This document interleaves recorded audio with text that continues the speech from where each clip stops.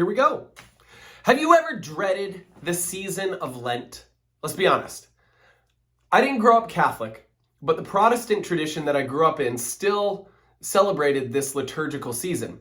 And my mom would always ask me, hey, what are you going to give up for Lent? I mean, Mom, I hope you're not watching this. That was a terrible impression of you, and I'm sorry.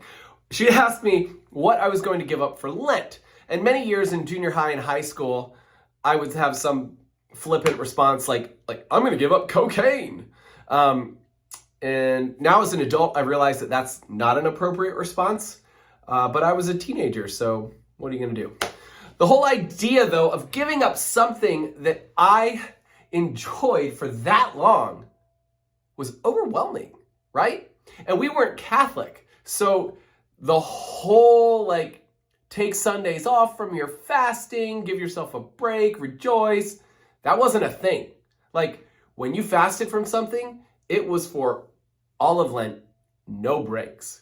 And also, when we fasted from food, it was actual fasting. None of this, one regular meal and 2 small meals and trying to figure that out.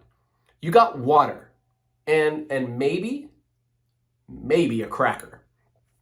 It was just a miserable time, right? And I'm sure many of you teens watching this and maybe even adults watching this are like, yeah, it's a miserable time. I got to give up something that I love, like listening to music. And I had to fast and go to church a whole lot more than usual. Total bummer.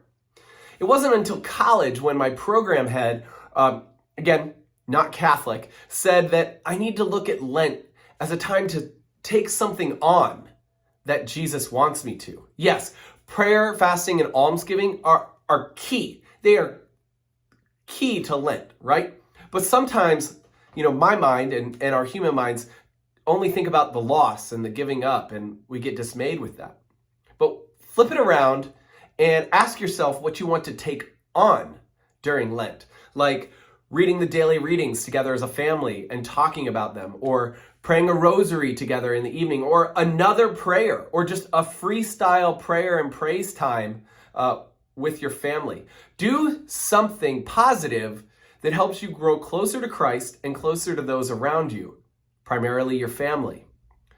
When it comes to fasting, though, it's always best to have an accountability partner or a group of people around you that can encourage you. And when many of us fail, let's be honest, day 1, 2, 3, I know you're out there because I'm here.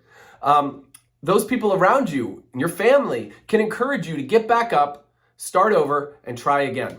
We're all walking and working toward holiness together. Okay, so I want you all to look up Joel chapter 2, verses 12 through 14, and have a discussion about what that looks like as a family unit, and answer that together. Thank you for your time, and I'll see you soon. Happy Lent.